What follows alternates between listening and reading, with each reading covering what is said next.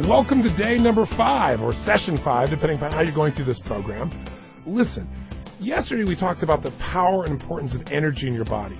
But you can have a lot of physical energy and have it shunted by investing the energy in emotions that pull you down. Now, we all have times in which we get frustrated or overwhelmed or depressed or angry. We also have times when we feel euphoric and joyous and we feel excited about our lives. The secret is not to never feel the negative emotion. That's not real. This is not about positive thinking. This is not about denial. It's about the power of using your emotions as action signals. You see, every emotion you've ever felt in your life is really a call to action. And what I'm going to show you in this tape is how to make that happen. Now think about something for a moment. What is more important to you than the way you feel? Is there anything? You know, in my business seminars for years, I've asked people, I said, tell me anything you want in this world. And people say things like, I want more money, I want a better relationship, I want to know that the world has been better because I was here. And invariably when I ask people, whenever they say I want these things, or they say I want to be fed because I've kept them there too long in the session, the bottom line is they'll say, well, if I had some food, I would feel better. Or if, I made more money, I would feel like I had more power or more control or more freedom or more security. Or if I was in a better relationship, I'd feel more love. But in reality, they don't really want the relationship then. They don't want the money. They don't even want the food. They just want to feel better. They want to change the way they feel. They want to change the emotional content of their life in that moment. And I think it's real important for us that we take a new look at emotions, that we see that some of the emotions that we consider sometimes to be negative, the emotions that we think are most painful, may in fact be our best friends. They may be giving us signals that we need to make changes. If we heed these signals, and if we utilize them, we can change the quality of our experience and our life immediately. So just remember, emotions are the ultimate power. They start wars. They cause us to get married. They cause us to get divorced, to create children. They can even make us ill, or they can make us healthy. In essence, the history of your life, the history of this world, is the history of emotion. Emotions are the core that call us to action and change our entire lives. So where do they come from? What's their real purpose? What are some of the most intense emotions that we experience day to day that shape our destiny and that most of us never really learn to master? And then how can we master them, and how can we utilize those to increase the quality of our life? Those are, in essence, the questions I want us to answer together today. Let's start with a simpler question, though. How do you deal with your emotions right now? I'm curious, because I found that people deal with emotions in one of basically 4 patterns. Either one, they avoid them. They literally try to not feel. They try to not have to feel, let's say, the feeling of rejection. And there's a problem with that. What would you guess it is? Well, yeah, if you're always trying to avoid rejection, you're never going to succeed. Because anything in life that requires you to deal with other human beings on a massive scale, where you're taking a step forward and you're trying to create change, exposes you to a point where somebody may disagree with you. They may reject you. See, the ultimate fear of rejection keeps people out of relationships. They never get to have the feeling they do want, which is love or intimacy or a feeling of connectedness, because their fear of rejection keeps them out of it. So you can't ever avoid completely negative emotions. They're part of life, and they cause us to grow. Some people don't try to avoid the emotions. Instead, they go into the I'm going to endure it phase. Or worse, I'll endure it but deny it. Those people usually they try and disassociate from their feelings. They try to say, well, it doesn't feel that bad. But meanwhile, they keep stoking the fire inside themselves by thinking about how horrible things are, or how someone has taken advantage of them, or how they do everything right but things still turn up wrong, and why has this always happened to them? In other words, they never change their internal conversation. They never change their internal focus or their physiology. They keep feeling like heck, but they try to pretend like it's not there, deny it or disassociate it. And inevitably, this erupts, because the more you don't listen to the messages of your emotions, the more intense they get. They keep hammering on the door louder and louder to try to get through to you. And all of a sudden, you feel worse and worse and worse. Or the third thing I see people do is they use it for competition. You got it bad, let me tell you how bad I feel. It's really going to make your life better. And I hear people do it all the time. Yeah, my work's so horrible, let me tell you how terrible things are. You think that's bad, I'll show you terrible. And sure enough, people get in a match to see how bad they can make each other feel about their own lives. You want to stay out of that place. Hopefully you go with a 4th way of dealing emotions, and that is to learn from them and utilize them. Now, where do they come from? Do they just attack us like a virus where all of a sudden we feel something? Or as we all know, they come from other people, right? For example, if you feel loving, it's because of what somebody else did. They came over and told you they loved you, or they hugged you, or they touched you a certain way, or they kissed you, and that's what made you feel love. Is that really true? When somebody touches you and you feel loved, the reality is you feel loved because you choose at that moment to create those feelings within yourself. You allow yourself to have those sensations. You have some rules, some criteria that say when XYZ happens, then I get to feel loved. And then at that moment, when all those criteria are met, somebody hugs you, kisses you, says they love you, etc., you then in your own body create these sensations that you call love. You release those sensations. You put yourself in that physiology at that moment. Conversely, if you feel bad, if you feel angry, if you feel overwhelmed, depressed, frustrated, lonely, all of these emotions are also created by only one person, you, by what you choose to focus on, or to be even more specific, by the meaning that you attach to any experience in life. Let's repeat that so we remember it. How you feel at any moment of time is really the result of the meaning that you've given to your experience. In other words, let's say a man opens a door for a woman. How does that woman feel about that?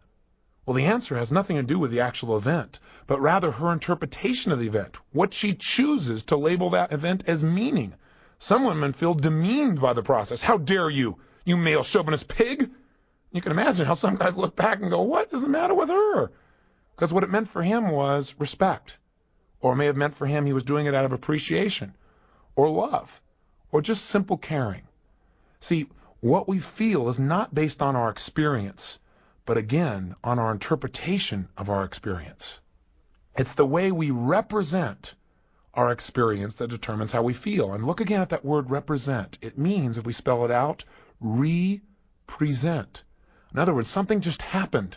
Now, after it happens, you take it in through your five senses, and you make a representation, another presentation of what happened inside your head. The way you represent those events will determine how you feel. So again, in this case, this woman took the simple act of a man opening the door with a smile on his face, and she represented it inside of her head as, he's trying to take advantage of me, he's trying to make me less than him, he's trying to dominate me in some way. We must be very careful of the meanings we attach to things, because those meanings basically determine the quality of how we feel in our lives.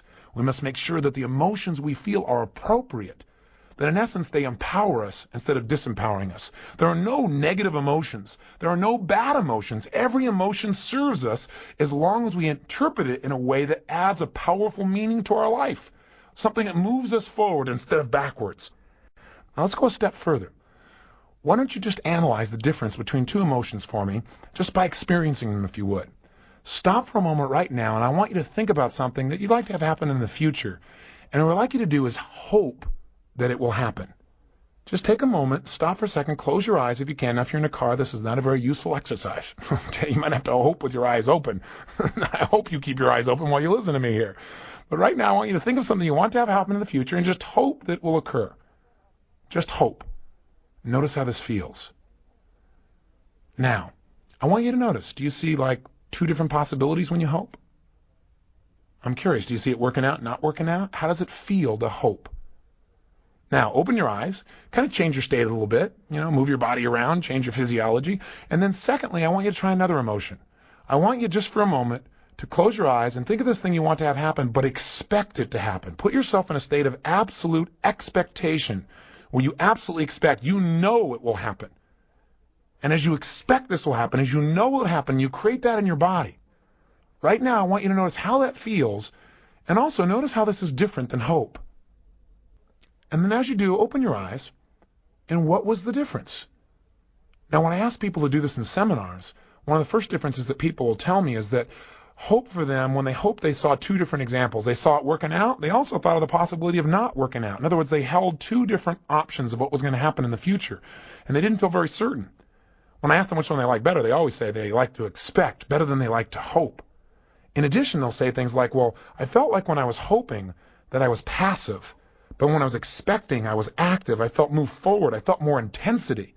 So what I begin to hear is the difference in these emotions for a lot of people is the way you represent them. That is, you focus on both possibilities when you hope. When you expect, you just focus on one possibility. This is what's going to happen, and that's all you picture. That's all you notice. That's all you think about. In addition, there's this movement when you expect, this sensation, this tension, but it's a positive tension. All emotions have different components. We will learn how to use those components to intensify our positive emotions and to lessen our negative emotions. I just had you do this exercise for another quick reason. I wanted to reinforce something. Were you able to hope this thing was going to happen in the future a moment ago? And were you in fact able to expect it, to create that feeling in your body? then once again I've proven to you that you do control your emotions, don't you? There was no reason to expect it. Nothing I said had changed the content of whether or not you would succeed. I just told you to choose to expect something would work out, and you did it, didn't you? And did it feel better? So remember, you're always in control of how you feel. Nothing in the environment controls you. It's the way you interpret the environment, the meaning you give, the rules you have that determine what positive or negative feelings you give yourself. So why do we have emotions in the first place? What's their purpose? Especially, why do we have these painful emotions? You might say, I know what these powerful, positive emotions are for because I deserve ecstasy. Well, I agree with you. You deserve to feel great, and they're a reward system. And some people look at pain as if it were the punishment system. And sometimes it is.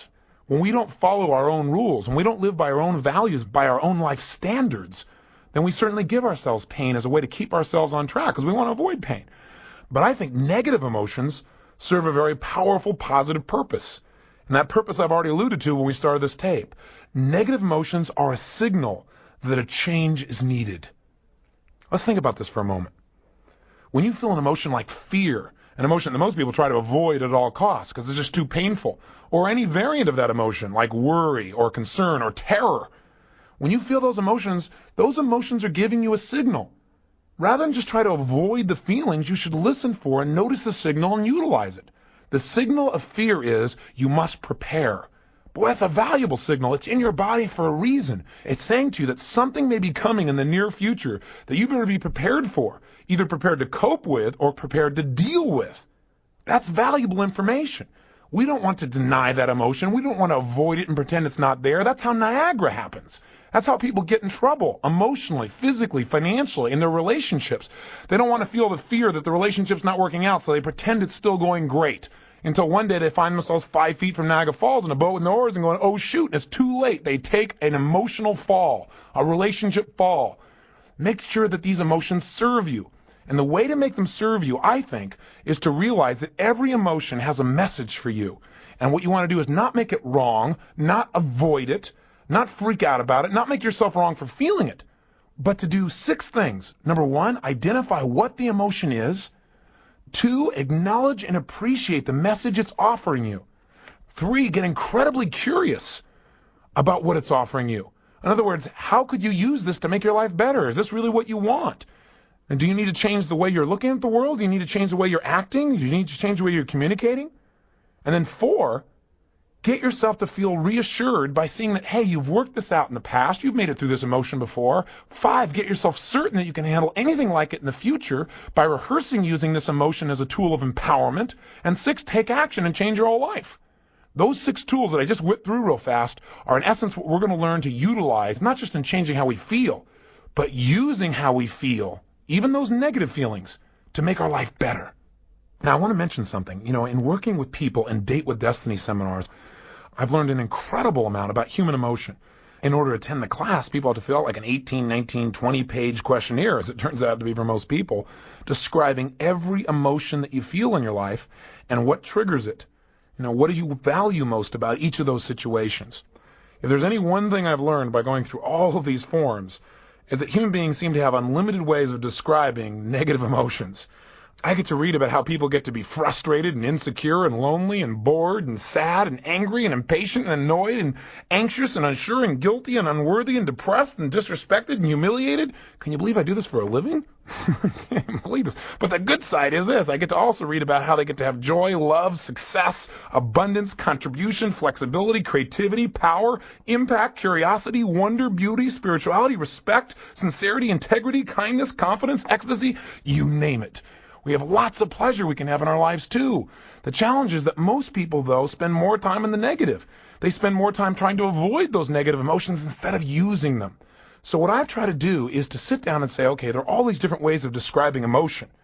The question is, do enough of them fall into a group of categories that we could chunk them down? In other words, you might say, well, I'm really feeling concerned or worried or anxious or scared or terrified, but that really all is just forms of fear, right? So what I'd like to do in this session, at least, just for the sake of our conversation and for our ability to deal with our emotions, is to take and create a model for each other. A model that I've created where basically I fit all emotions into 10 categories. Now, the challenge with this is we all have different labels for what a feeling means. So yours may not agree with the ones I'm putting down, but just for our ability to have a conversation and for our ability to deal with our emotions, we're going to say there are 10 types of emotions, just for the sake of conversation. Is that okay with you? I hear yes, I just hallucinate. That's another kind of emotion, I guess.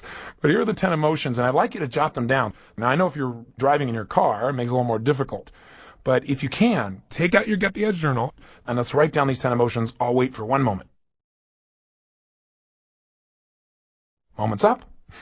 Welcome back. Here are the 10 categories of emotions.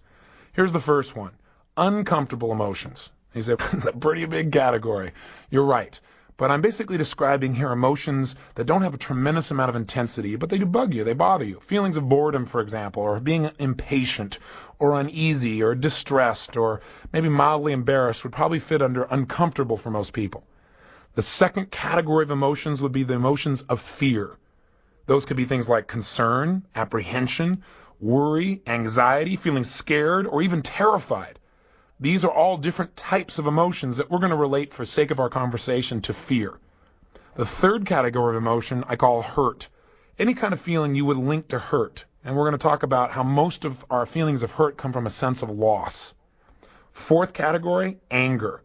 And anger, again, has a large variety. Everything from mildly irritated to angry to livid to resentful to furious to enraged. Anything in that category we're going to talk about as an anger emotion. Fifthly, emotions of frustration. These are any emotions you would link to being held back or hindered in your pursuit of something. Sixth, emotions of disappointment. Anything that makes you really sad or defeated as a result of something you expected that didn't work out well. 7, guilt emotions. Maybe another way of describing them would be the emotions of regret. Number 8, feelings of inadequacy. Any emotion you've ever experienced that you would consider causing you to feel like you're less than or unworthy would fit into this category we call inadequate. Number 9, feelings of being overloaded. Now again, overloaded I'm using to make it soft, but most of the emotions you probably link in here would be feelings of being overwhelmed or even hopeless or depressed. Anything that makes you feel like there's more than you can possibly deal with would fit into the overloaded category of emotion. And lastly, number 10, lonely emotions. Anything that makes you feel alone, like you're lonely, like you're apart from or separate from, would fit into this category. So again, the 10 are 1, uncomfortable feelings, 2, any feelings of fear, 3, any feelings of hurt, 4, any feelings of anger, 5, any feelings of frustration, 6, any feelings you would link to disappointment, 7, the category of guilt and regret, 8, feelings of inadequacy, 9, feelings of overload, overwhelm, hopelessness, or depression, and 10, any feelings you link to loneliness. Okay, it's a big set of categories, but here's why I've done this. I want to train you and myself. I've just started to use this technique on myself because I just came up with it, and it's pretty fantastic. I've enjoyed it. If I do say so myself, I'm quite humble. Really, it's really fantastic. I've had a good time with it, and I hope you will as well. All of these emotions, these categories of emotions, are there for a reason, and they're to give us a message that something needs to change. Now, one of two things has got to be changed when we're feeling any of these emotions. And before I tell you this, let's make sure you're enrolled here. How would you feel in your life if you knew, no matter what emotion you felt, you could go, okay, am I feeling uncomfortable, or is that a feeling of fear, or is that a hurt feeling, or an anger type of feeling, or a frustrated type of feeling, or a disappointed, or a guilty, or inadequate, or overloaded, or lonely feeling? How would you feel if you knew that in a moment or two, you could instantly get out of that feeling, no matter how intense it had been? Would that be useful? Then stick with me, okay? Because I know this may seem a little bit cumbersome at first, so listen to me carefully. At any moment you feel any emotion, the first step you're going to always want to take to master your emotions, I mentioned earlier, I say it to you again, first step always will be to identify the signal. What I mean by identify the signal is figure out, if you're having a feeling, which one of these categories does it go into. So let's take a look at how this might work. Let's say something happens between you and a loved one, and as a result you feel rejected. You look at your list of 10 here and you say, rejected's not on here, Tony. Well, step number 1 is identify which category it most fits. Well, when you feel rejected, you really could feel a lot of things about that rejection. You might feel uncomfortable, you might feel actually hurt, or you might feel angry about it, or as a result of the rejection, you might feel lonely. What I'm trying to do is get down to the core emotion that really is controlling you, rather than just this giant word called rejection, which really isn't the essence of what you're feeling. As you go down, you look through your list, and by the way, I know you're not good at this list yet because it's brand new, but you'll memorize it simply by listening to this tape over and over again. What we're going to call them from now on is action signals, because that's exactly what they do. They are signals for you to take action, to reevaluate the way you're perceiving something or the way you're proceeding, the way you're communicating your feelings to other people, or the way you're behaving around other people or situations. In other words, they're going to tell us we got to make a change in order to get what we really want. And that's what these action signals are all about. They're not negative. They're not bad. They're there to serve us. But for now, let's come back to the example. We said step number one then always is identify the signal. That simply means where does it fit in here? So in this example, we've said that rejection really was just uncomfortable for you. Maybe what happened is you turned to kiss your husband or wife and they were busy reading or writing or something and they didn't really reciprocate. You felt, kind of uncomfortable about that. You didn't feel lonely. You didn't feel hurt. You didn't feel angry. You just felt a little uncomfortable. The signal of being uncomfortable is calling to your attention a message. And the message of uncomfortable feelings is, one, realize you need to change your state. That right now, no matter what happens in the state you're in, you're not going to appreciate it. You're not going to be resourceful in understanding what things really mean. Say, for example, you're feeling in a state of being uncomfortable about that, you're going to start hallucinating. Well, gosh, my husband or wife, they weren't really loving to me. Does that mean that they're not interested in me anymore? Does that mean that, that our relationship's not as strong? We tend to hallucinate when we get in an unresourceful state. So when you feel uncomfortable, first message from that signal is, hey, change your state. Second, clarify what you want. Immediately, you got to clarify what you want. That's what this signal is trying to tell you. It says, yeah, don't just be uncomfortable. What do you want? If you want your husband or wife to be closer to you, get clear that's what you want. And step three, immediately take action in that direction. And the way to take action in that direction is communicate your desire or do something that expresses it. Make sure you do something until you achieve what you want and you're no longer uncomfortable. It's literally that simple. Don't just sit around and go, gosh, I feel bored. I feel foolish. I feel insecure. I feel kind of rejected. I feel uncomfortable. Say, great. I need to change my state. The fact that I'm uncomfortable is a signal. It's giving me a message to immediately change my state. 2, clarify what I want. And 3, take action in that direction. If you do that, you've conquered this emotion immediately. Let's say you felt rejected to the point where you called it hurt. You really felt hurt inside. Well, what's the message of hurt? When you feel the sensations you call hurt feelings, that signal is giving you a different message. And the message there is that there's an expectation you have that's not been met, and you have a sense of loss. That's why it's more intense than just being uncomfortable. You feel like you've actually lost something.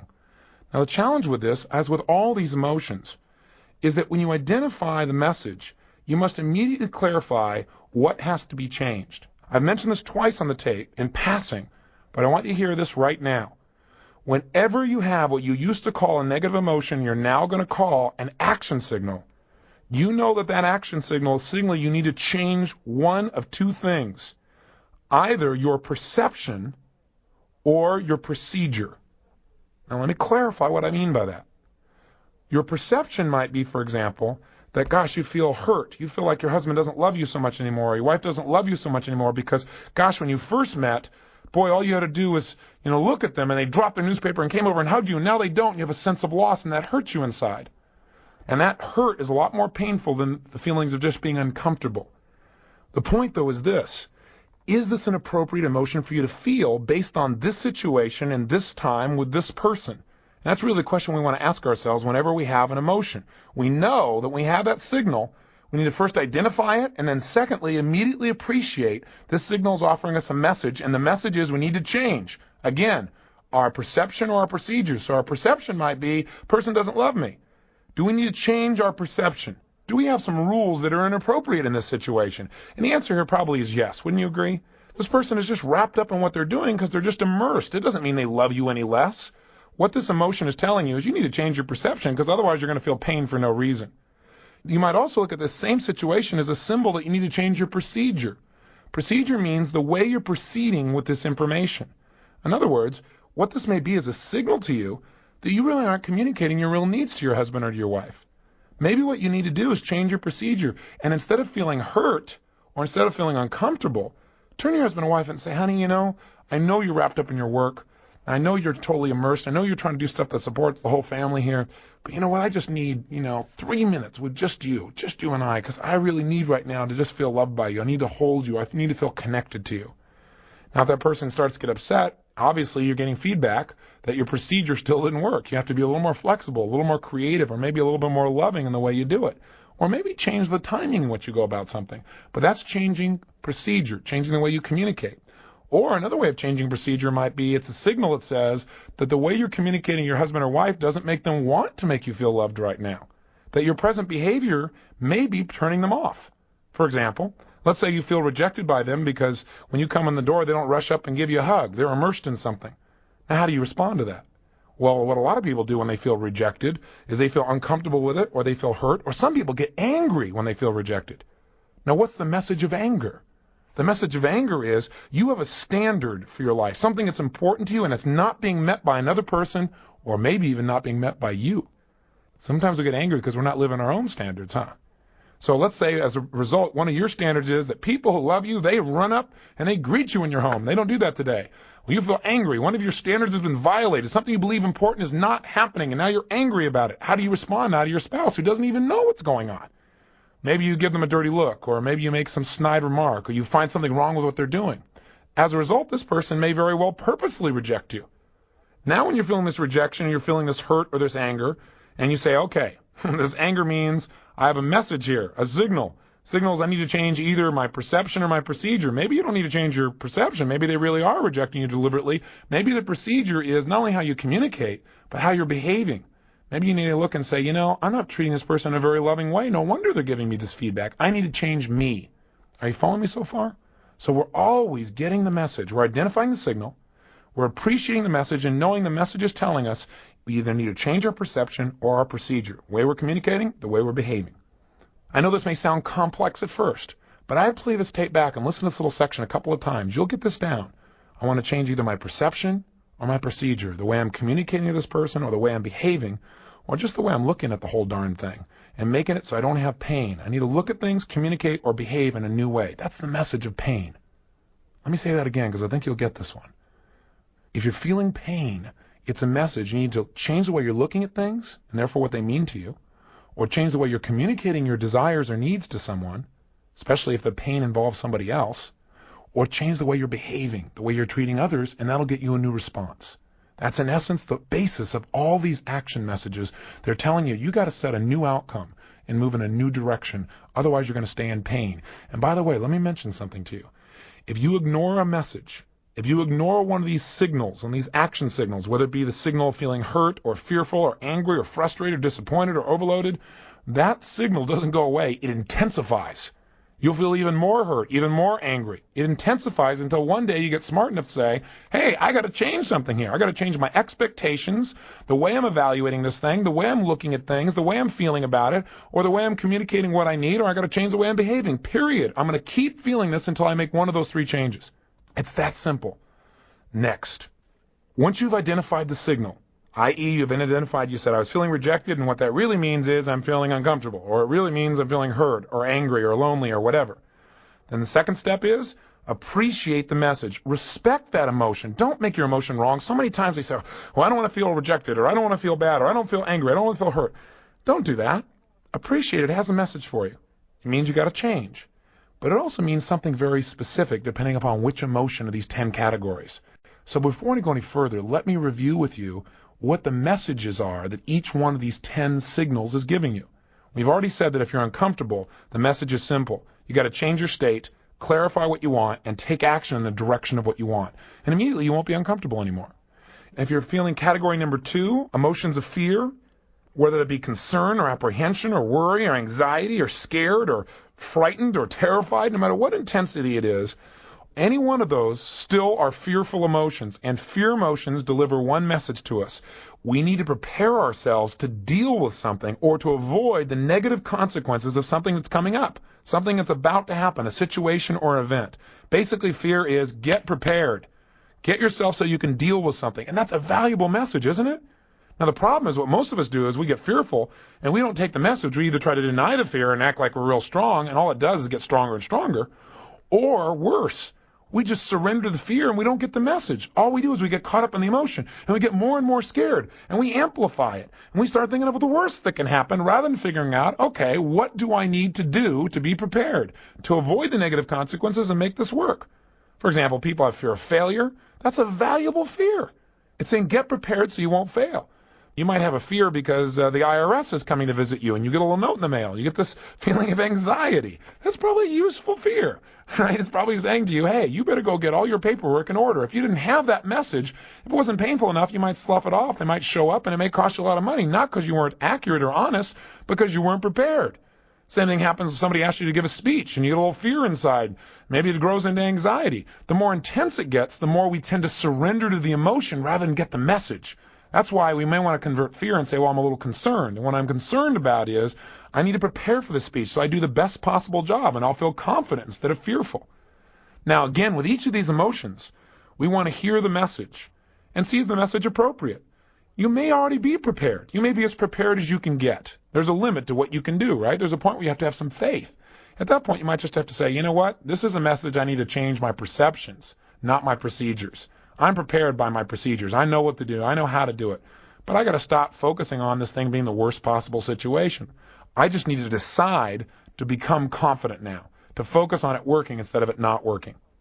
The third category of emotions, those of hurt feelings, give us a signal and a message that says you have an expectation that's not been met and you have a feeling of loss. I.e., you expected somebody to keep their word and they didn't. That hurt your feelings. Or you expected someone never to share something that you told them privately and they told somebody else. And now you feel hurt. You feel a sense of loss of intimacy with them or loss of trust. And that sense of loss is what creates that feeling of hurt inside of us. What do we need to do? It tells us immediately that we have to evaluate, is there really a loss here? Again, do we need to change our perception? Maybe you just didn't communicate to this person that when you told them this, you wanted them to keep this information private. Maybe you haven't lost anything. Maybe you just have to change your way of communicating your needs, or again, change your behavior. The next category is anger.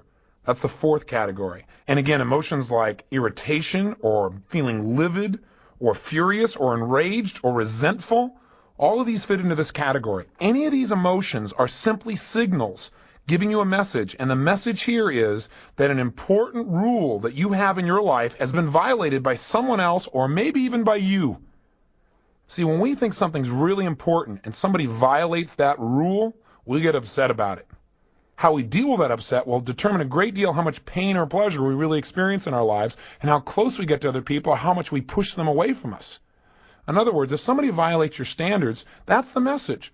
What you're supposed to do with that message is real simple. Communicate that you have a standard.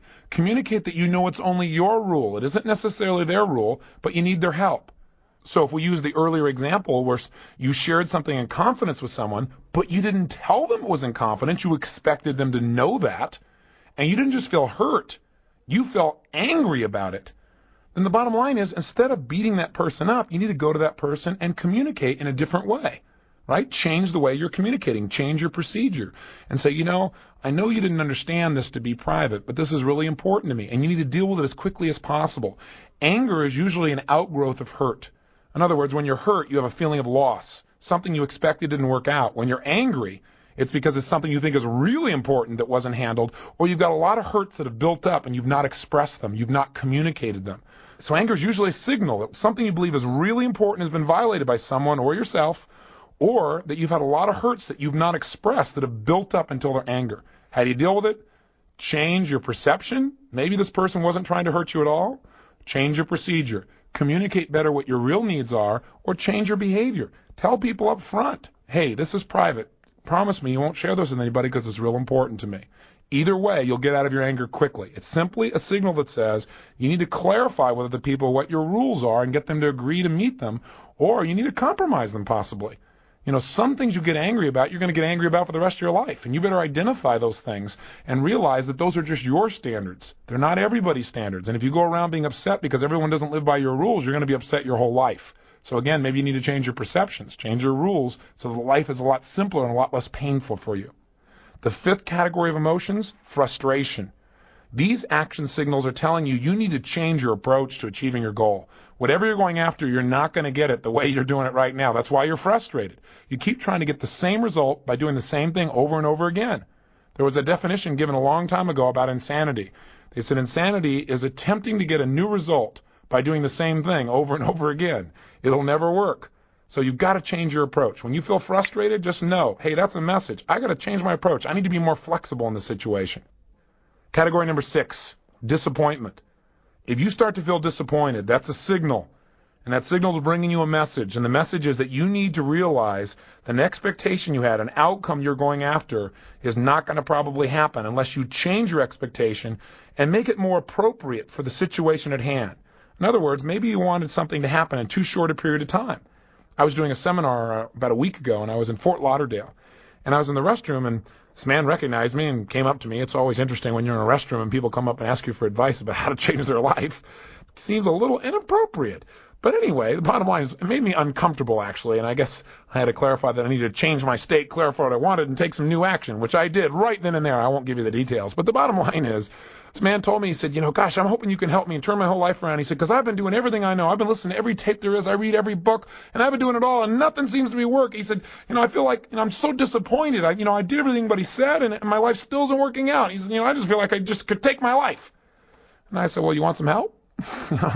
And I didn't say that harshly. I did it to break the guy's pattern. He looked at me like I was crazy, and then he saw me smiling, and he kind of, his brain fried for a moment there, and he saw that he was being ridiculous, and so was I.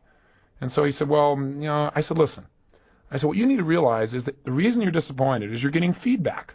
Disappointment says that you set some pretty strong goals within a certain time frame, and you didn't meet those. So you got to change your goal a little bit. You got to make it more appropriate for where you are right now. Make it a little bit more realistic for where you are right now. I said, remember something. God's delays are not God's denials. See, you may just be in what I call lag time. Lag time means if you go out right now and you plant a seed, you don't come back the next day and look for the plant. You don't expect to all of a sudden reap your reward the next day. See, if you planted a seed and then you ran back the next day and you went to the soil and you said, hey, soil, where's my plant? The soil will just giggle at you and say, hey, what are you new? It doesn't work that way. You got to work through all the different seasons and stuff. How can you be disappointed already? But some people manage to do that. I said, so you may be in lag time. Sometimes you put a seed in, you plant something, and it takes a season for you to get the reward. And you're still in springtime, and you're expecting it to be fall. Realize disappointment says you need to change your expectations. You need to change simply your view of things and come up with a more appropriate outcome for the time that you have involved, the people you have involved, the situation you have involved. So that's the message. Listen to it. Utilize it. Don't keep re-experiencing disappointment and stacking it until you feel overloaded or overwhelmed or hopeless or inadequate, which are emotions we'll talk about later. But first, let's talk about the next one. The 7th major category of emotions are guilt or regret emotions. Hey, when you've got feelings of guilt or regret, a lot of people say, well, don't feel guilty about anything. Garbage. Guilt serves you if you hear the message. And the message of guilt is really simple. It says you violated one of your own standards, and you must do something immediately to ensure that you're not going to violate again in the future. That's why you have the pain of guilt. Now, what most people do is they do one or the other. They either deny the guilt, take themselves out of it, and don't feel guilty at all, which, I agree you shouldn't stay in guilt, but if you just deny the guilt and don't get the message, the guilt's going to come back. It'll get you sooner or later. It's back there. It's deep. It's dark. It'll get you. So with that fear, maybe you should turn that fear into getting the message instead of being overwhelmed and, again, surrendering to guilt. That's the other extreme. People just walk around and they allow themselves then to feel inferior for the rest of their life. They feel so regretful about what they once did. That is not the purpose of guilt. It's to make sure you clean up your act. It's to make sure that you don't violate this again. It's that you make things right when you screw up. That's what you got to do. Now, sometimes you can't. Sometimes someone has passed away or something's occurred where you feel guilty about something that happened in the past you really can't change. The only thing you can change is your present and future behaviors. When you do that, you can let go of the guilt. But that's the message it offers you. And again, when you immediately feel the signal, what do? You identify the signal and you realize, hey, I'm feeling regret or I'm feeling guilt. Secondly, you appreciate the message. It's a message that says you need to change something. Either your perception or your procedures. Maybe you're feeling guilty about something you shouldn't feel guilty about at all. Have you ever done that? I know I have. I felt guilty one time because I didn't help somebody feel happy enough. I used to run around. If everybody around me wasn't happy, I felt guilty if I felt good. How stupid. We don't want to fall into that category. You might want to change your rules or your perceptions. Or you might need to change your procedures again. Maybe the procedure is you feel guilty about the way you communicate to somebody. You were too harsh. Go back and clean it up. Say, hey, I'm sorry. I didn't mean to do this. I really regret what I said. I was wrong. Boy, the guilt will disappear. Or change your behavior in the future. Change the way you're going to communicate to that person or people like them. Any one of these three changes, again, will immediately eliminate the guilt, and then guilt has served a good purpose, hasn't it? It's kept you on track, it's moved you forward, it's made you a better person. That's why it's there. Utilize it. Don't wallow in it. Let's go to category number 8, inadequacy. Boy, if you feel inadequate, those are any of those emotions, again, that make you feel like you're less than. Feelings of being unworthy, for example, would be inadequate feelings. Whenever you feel this emotion or emotion like it, get excited. Appreciate it's offering you a message, and the message is simple. It's saying you need to do something to get better in this category right away. It doesn't mean you have to be perfect at it. Inadequacy just says you got to do something. Don't sit on your duff anymore. You're feeling inadequate because you haven't done anything to be really good in this area. Now, the first thing you got to do is, as you go through this process, is ask yourself, is this really an appropriate emotion? That is, am I really inadequate, or do I need to change the way I'm perceiving things? Maybe I got some rules that say, in order for me to be adequate, I have to go on the dance floor and outdo John Travolta. That's probably inappropriate perceptions. You need to change the perceptions. Or it may be changing the procedures, which is, I need to prepare myself by doing something right now to get better. One thing you could do is just go practice. One thing you do is go out and initiate some communication. So inadequacy is a message to get up and do something to become better, or to change your criteria, to look at what you're doing and make it easier for yourself to feel adequate. You've probably got rules that are too harsh. Now, category number 9. This is one of the categories that I think immobilizes and destroys more people's lives than virtually any of the others combined. And that is a feeling of being overloaded or overwhelmed or hopeless or depressed. They all fit together. I use overloaded to make it sound simpler, because if you say, gosh, I'm depressed, you'll immediately feel much more intensity than if you say I'm overloaded. The key here is to realize that this is a signal. When you feel hopeless, depressed, overwhelmed, or overloaded, the message that's offering you is that you need to reevaluate what's most important to you in this situation. Sit down right now and decide what is absolutely important, what's a necessity for you versus what's a desire. Write down all the things that are most important for you to accomplish. Then, 2, put them in order of priority. And then 3, take the first one on your list and do something about it. It's the same thing with depression, the same thing for being hopeless. Sit down and saying, okay, instead of saying it's hopeless, I need to change my state, number 1. That's always the message of all these emotions. Number 2, I got to clarify what's most important to me. Write it all out. 3, what's the order of the importance? And 4, what's the first thing on my list? Let me go handle that. The minute you go handle anything, and you deal with one simple issue, your brain can handle it, and as soon as you handle that situation, you will feel like you're in control of your world. You will not feel overloaded, you will not feel overwhelmed, you will feel like there's hope, and you won't feel depressed. Your self-esteem grows when you do something to take control of events, instead of having events take control of you. And all you have to do to take control of events is chunk them down. Pick one thing and master it. Go to number 2 and master it.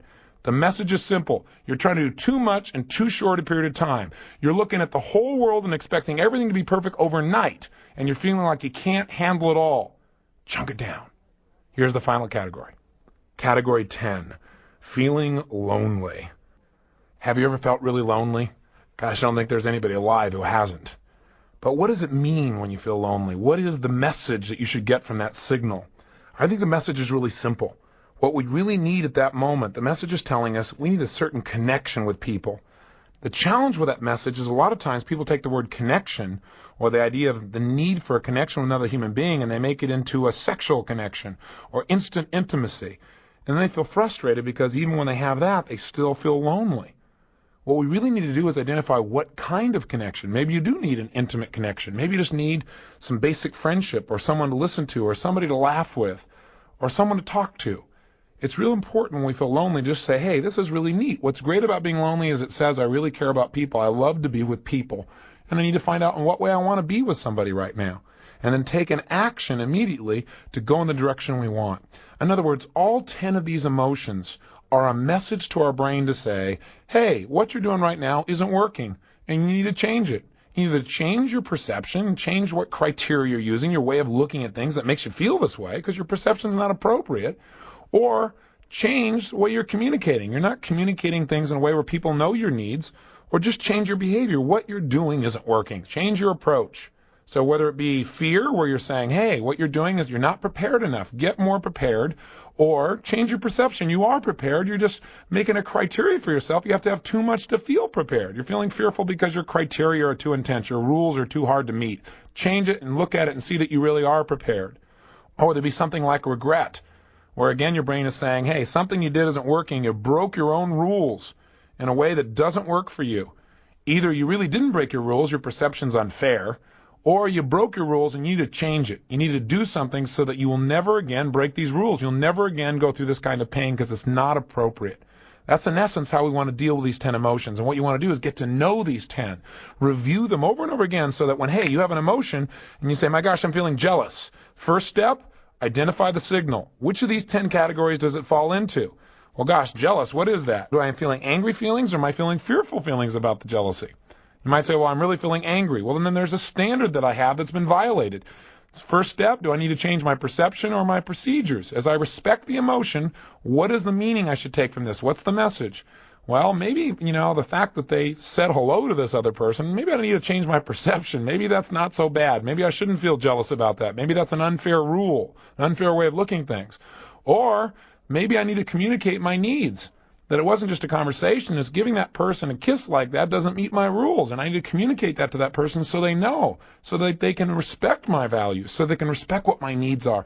Or maybe I can change my behavior, and when I start to feel jealous, instead I can just go and share more intimate feelings, more loving feelings to this person I was jealous of, and maybe it'll change the whole quality of the relationship right then and there. So now that we understand the messages, the 10 messages, and again, I know you'll need to review this, let's take a look at the 6 steps. I've given you the first 2, and I've repeated them over and over again so that you'll remember them. What's step 1? You feel an emotion. I don't care what it is. Let's say you say, I feel destroyed. Number 1, immediately identify the signal. What is destroyed? Is that uncomfortable? No, it's more than that. Is it fear? No. Is it hurt? Yeah, it feels really hurt. That's what it is. So you identify what it is. 2, appreciate the message. Saying I got to change something. Okay, do I need to change my perception? Or do I need to change my communication to my needs? Or do I need to behave differently? What do I need to do there? And what's the specific message? What is the specific message that hurt offers me? Hey, there's an expectation I have that's not being met and I have a feeling of loss. Then I go to step 3 of the 6 steps, and that is I got to get curious. What I need to do is get curious about what do I really want to feel and what would it take to make that happen. So here are the 4 questions you're going to ask to get curious. You've identified the challenge. You appreciate the message. You respect the fact that your emotions are helping you. They're giving you a signal to take some kind of new action. And now you're curious. And your curiosity is, well, how do I really want to feel? Let's say you were feeling destroyed, which is really just hurt. How do you want to feel? Well, I want to feel confident, or I want to feel loved, or I want to feel connected. As soon as you identify what you want to feel, you're moving in the direction you want to go. All these emotions are telling you is you need to refocus on what you want and take some new action. So ask yourself, what do you want? How do I want to feel? Second question that you want to ask from a curious state of mind is, what would I have to believe in order to feel this way right now? So you might say, well, what I want to feel is close friendship instead of pain. And so the next question you ask is, what would I have to believe in order to feel that way? Well, I'd have to believe that nothing could ever violate my sense of friendship with this person, that they really do care about me, that that feeling is really there. Third question, what am I willing to do to handle this right now so I can feel this way? Well, I'm willing to believe that. I'm willing to trust. I'm willing to have that faith. I'm willing to communicate to that person that I love them no matter what. I'm willing to ask them, what does it take for us to really have friendship here and not to be in a position where I feel destroyed by the way somebody communicates? And the fourth question is, what's great about this, or what can I learn from this? You might want to ask yourself, well, one of the things I learned is that I contributed to these feelings by my rules, by the way I looked at things, or by my intensity. So what can I learn from this so in the future I never have to go through these feelings again?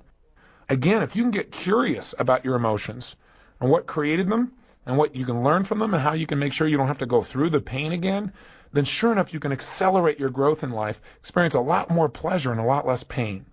Step 4, you get confident. How do you get confident? You reassure yourself that you can handle these emotions right now by remembering times when you've handled it in the past. Are you following me on this? Have you ever felt jealous before, and then you got over it? Can you remember a specific time? Or have you ever felt destroyed, really hurt, but you got over it? Go back and remember a specific time when you really felt hurt and somehow you got over it. You didn't think you could, but maybe you communicated to the person, or maybe you changed your state, or you asked yourself a good question like, what else could this mean? Maybe this person isn't trying to destroy me. They're not trying to hurt me. Maybe they're just stressed out. Maybe it's not even about me. Maybe people are doing the best they can with the resources they have. Remember a time when you're able to deal with the emotion, and that'll make you confident you can deal with it right now. Step 5, get certain. And what I mean by that is, to be certain you can handle this, stop right now in your mind and imagine coming up with different ways of handling this emotion. Come up with 3 or 4 different ways where that jealousy comes up and you communicate it to somebody else in a way where they're hearing you. And if one doesn't work, you try another one. You rehearse it in your mind several times. Where you see yourself, okay, one time expressing it by saying, I know I'm wrong and I have this misperception. Another time you say it with a smile and say, I'm a little crazy at times, but this is how I felt here. Another time you do it by giving the person a hug and whispering, I need your help. See, you look at many different ways of communicating something, so you deal with the emotion and you rehearse it till pretty soon you feel confident. Gosh, I got lots of ways of expressing my emotion in a way that empowers me in my relationships rather than disempowers me. And finally, step 6, get excited and take action. Do something right away that reinforces that you can handle this emotion. Go make that communication to the person you need to so you don't stay stuck in any emotion. Go express your emotion in some way that reinforces that what you've rehearsed inside your mind and what you got curious about, the new distinctions you made, really do work for you. That really you can change the way you feel and you're doing it right now. 6 simple steps, 10 emotions that you can recognize. Now, how do you get good at anything? The answer is pretty simple. Practice. I hate that word practice, though. I'd rather say do it, because practice implies maybe you're not very good at it. The way you get good at something is you do it. And every time you do it, you try and do it even better. You don't ever practice. You're always going for it full out, having fun with it as well. And the best way to deal with emotion, as you remember, is kill the monster while it's little.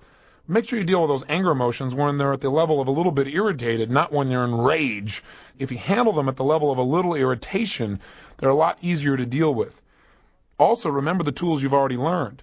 If you start to feel like you're in rage, connect yourself and say, well, maybe I'm not in rage, maybe I'm a little annoyed, or I'm a little bit inconvenienced by this conversation. That'll break your pattern and make it easier for you to hear the message of those emotions and take new actions instead of being caught up in those emotions and surrendering to them or being defeated by them. The emotion's there to serve you, but you've got to hear the message and act upon it. And by the way, the very best way to get what you want is to focus on it. That is, to experience it, to plant it. Think of your mind, your emotions, and spirit as the ultimate garden. The way to make sure that you harvest what you want of that garden is not to keep practicing planting disappointment seeds and fear seeds and saying, boy, I'm really good at taking those things out and learning from them and showing what got to change, but instead to plant seeds like love and warmth or appreciation. In fact, let me offer you 10 quick emotions that if you plant them every day and you cultivate these emotions, you focus on these being the way you want to feel every day. You hold yourself to a standard that says every day I want to feel these 10 emotions. What you've done is planted the seeds of greatness. You have planted the seeds that create a tremendous, juicy life.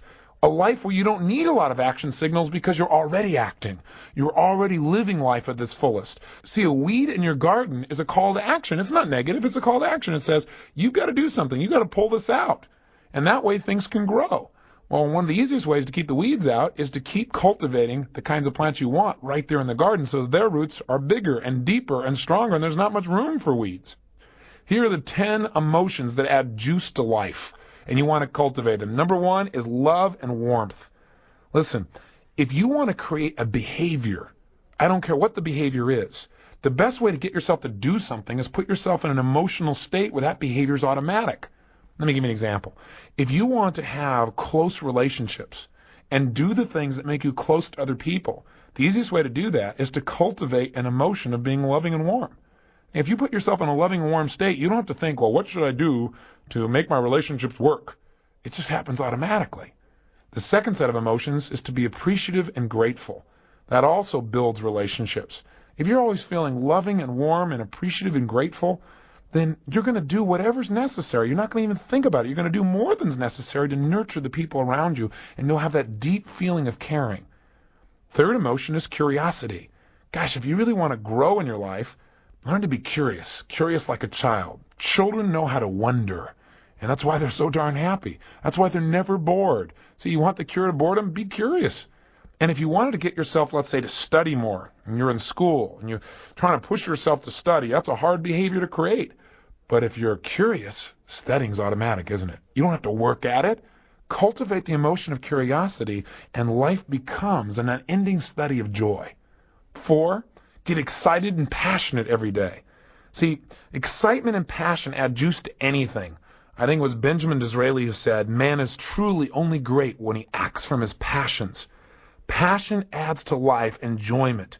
It can turn anything that seems to be a challenge into a tremendous opportunity. We want to make sure we add that passion and excitement each day, and the way we do that, the way we have the love, the warmth, the appreciation, the gratefulness, the curiosity, the excitement, and the passion, guess how we get that? We decide to feel it.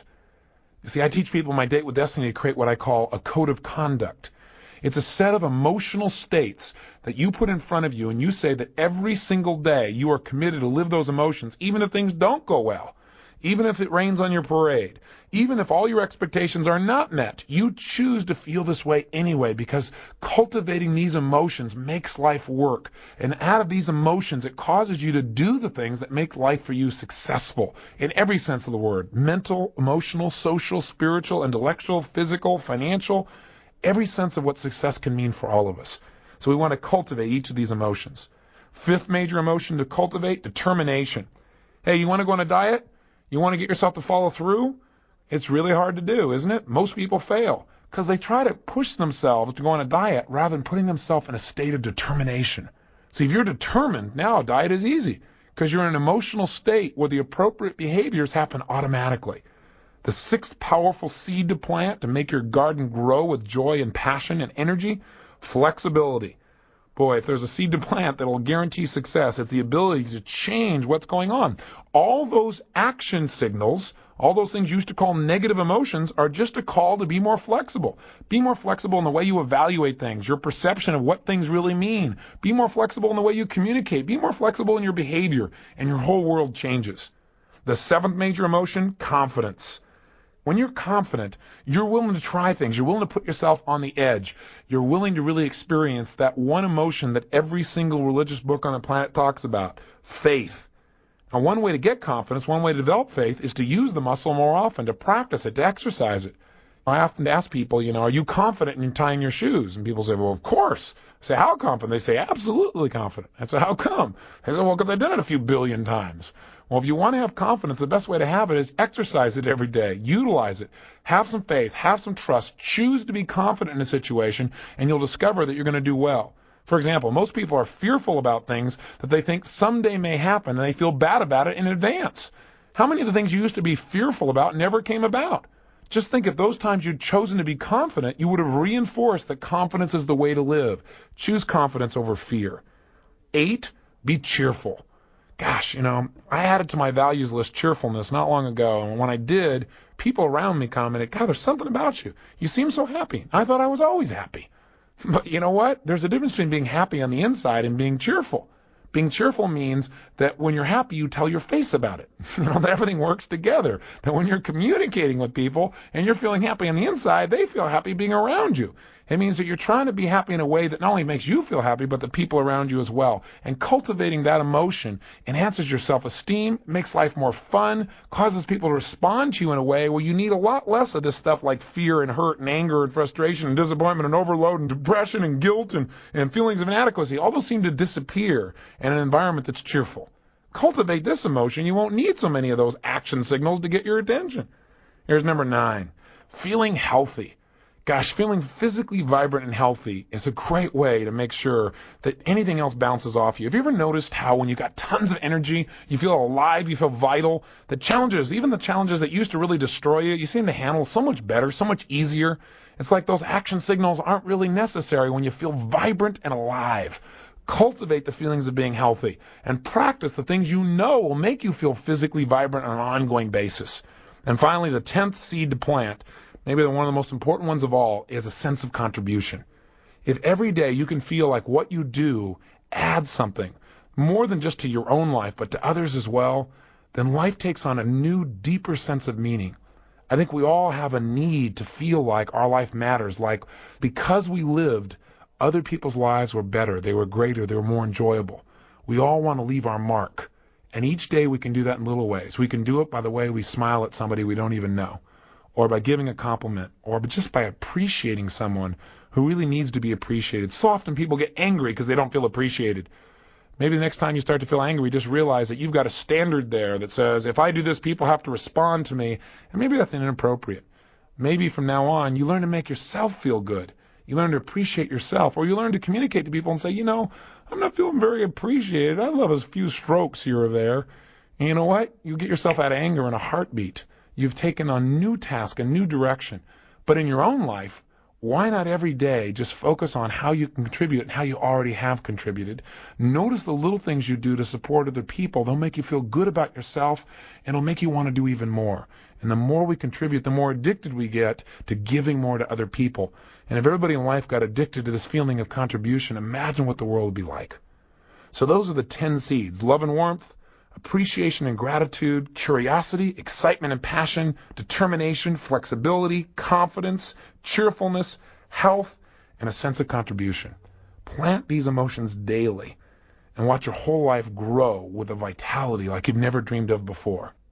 Well, I've dumped a lot on your brain for emotions. I think this is a tape you'll probably want to listen to a couple of times to really get good at using these action signals as well as planning the positive ones. Remember the 6 steps.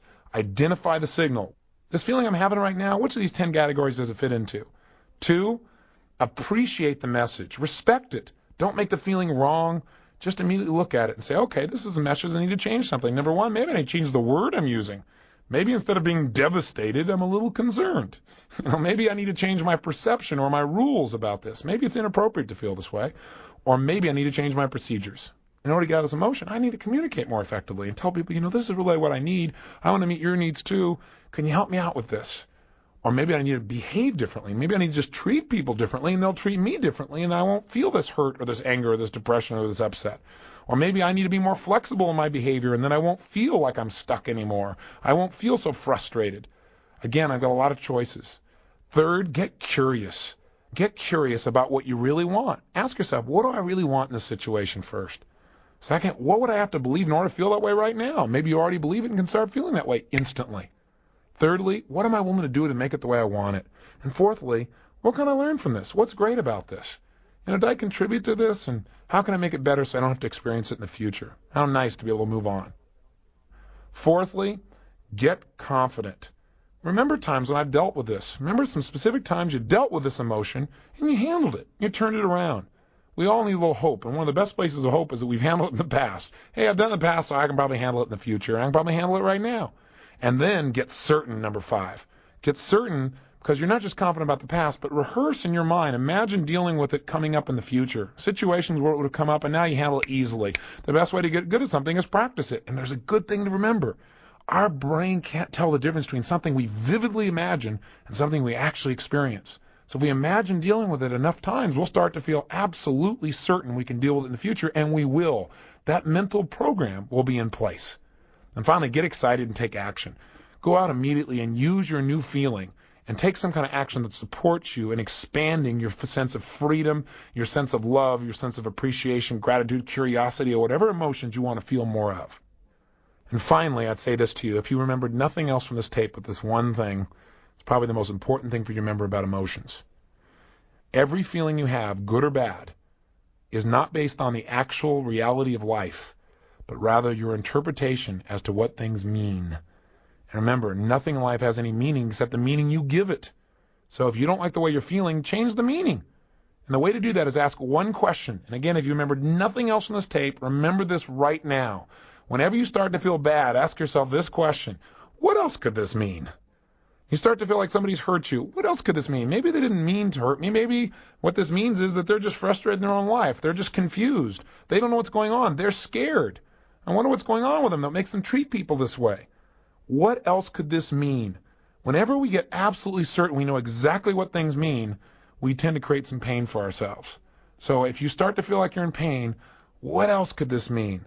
Maybe what this means is I need to be more flexible. Maybe this means I'm about to learn something. Maybe the fact that I'm frustrated means I'm about to have a breakthrough. Maybe the fact that right now I feel a little overwhelmed is because I'm about to grow and expand. And when I learn how to deal with this, I'll be able to deal with almost anything. What else could this mean? See, you and I at any moment can choose a new meaning and therefore choose a new way of feeling and a new way of behaving. And you know what? We're never going to know the absolute meaning of anything. If somebody passes away, you really cared about them and they die. You can feel really bad. You can feel disappointed. You can feel frustrated. You can feel angry. You can feel hurt. You can feel sad. And all those are appropriate emotions. But make sure you take a message from it. And the message you've got to eventually come out with is, what's an empowering way of looking at this? What else could this mean? Maybe it doesn't mean that I just lost somebody. Maybe it means this person has gone someplace they need to be, or maybe this means my connection will be even stronger with them now than when they were here. Maybe this means I will value my own life and give more while I'm here because I realize that life is delicate. Choose meanings that empower you in life instead of assuming meanings that disempower you. It's a final message to remember. Now, let's use these 6 steps and these 10 emotions. Over the next 2 days, just concentrate directly on any feeling that comes up that feels disempowering, that feels negative, and immediately as it comes up, identify it, recognize that it's valuable, that it's giving you input, you need to change something. Find out if you should change what it means to you or if you should change your procedures, your communication, or your behavior. Immediately then get curious. Hey, how do I really want to feel? What would I have to believe in order for me to feel that way now? What am I willing to do to make it the way I want it? And what can I learn from this? Then immediately remember times when you've handled it before and get yourself confident. Get certain by rehearsing dealing with that situation in the future, and then go use it. Go do it right away. I want you to do that for the next 2 days deliberately. Then just carry your list around, and whenever it seems appropriate, over the next month, just glance at it when you're having an emotion, when you're having a feeling that doesn't feel good, and run yourself through the process. But do it deliberately and consciously for the next 2 days so you develop a habit in your head. Second assignment, make a list of all things you can do to make yourself feel good. Now, do you understand what I'm saying here? Just a list of anything you could do at any moment in time that makes you feel good. Because I think most of us have never sat down and said, gosh, how many different ways do I have to feel good? Most of us only have a few ways consciously to do it. Smoke, drink, eat, make love might be a positive one, exercise, maybe go watch TV or a movie. But maybe you want to expand your list. And I did this recently for myself, and it was fantastic. I came up with 62 things that I can do to make myself feel good at any moment in time, no matter where I am. That's pretty darn exciting. I'd never realized I had that level of choice. And once I brought it to my conscious awareness, I had that list, and I feel like, wow, there's so many ways to feel good I can do at any moment, no matter what's happening around me. And by having that many choices, I could throw out some of the old ones, like eating as a way to feel good. Maybe eating just becomes fuel then, because you got so many other better ways to feel good. I just realized how powerful music is for me in terms of changing my state. I was in my car, and I have a stacking CD disc player, and in there I have classical music, and I have pop music and rock music. I go from listening to Aida and Bocelli to Blink-182 or Lenny Kravitz. Or all the ranges of emotions, I can change them in a moment or two. I can go from being excited and ready to exercise to just being deep in emotion. All that within a few moments using music. And you know what? There's no negative side effects, except maybe the volume I use every now and then. But other than that, it's not there. So what are all the ways you can make yourself feel good that have no negative side effects? Make a list and then put them in an order of what you'd be willing to use in any environment. Like, for example, taking the right kind of breath to just change the way I feel is a fantastic gift I can give myself, and I can do it anywhere, anytime, anyhow, even if there's not music around. So make a list for yourself. It'll expand your world. It'll expand your emotional choices and how to trigger yourself. Thirdly, look at these 10 emotions that you used to think of as disempowering. We keep calling them action signals. But the truth is, if you could avoid them altogether, and if you didn't need them to give you action signals, you were already acting, that would be the preference, wouldn't it? Or if you never got into the deepest part of those emotions. In other words, if you felt, mildly annoyed instead of absolutely frustrated, that'd certainly be to your advantage. So you might want to develop a belief, a singular global belief that really helps you to not have to feel these feelings very often at all. I'll give you an example. I've done this for a lot of these feelings for me. If you look at an emotion like, for example, feeling lonely, a lot of people are afraid of being lonely, or they're afraid of being abandoned. I've always told people, I'm never afraid of being abandoned. You could never abandon me because I just follow you, and go after you. So I have a belief that says no one could abandon me, because if I really care about somebody, I can always make that relationship work. Or another one might be if a person is feeling like they're depressed or they're overwhelmed, a belief that I have is this too shall pass. And that the best is yet to come. See, if you adopted that belief and you started to feel certain that the best is always yet to come, think how that might change your life. It might not only wipe out feelings of hopelessness or depression or overwhelm, but it also may cultivate that feeling of excitement and passion for life, maybe more of that gratitude as well. And a final one that many of you are familiar that I offer, if you really start to feel disappointed, just remind yourself that, hey, there's always a way. If you're committed, you can still turn this thing around if you adjust your approach.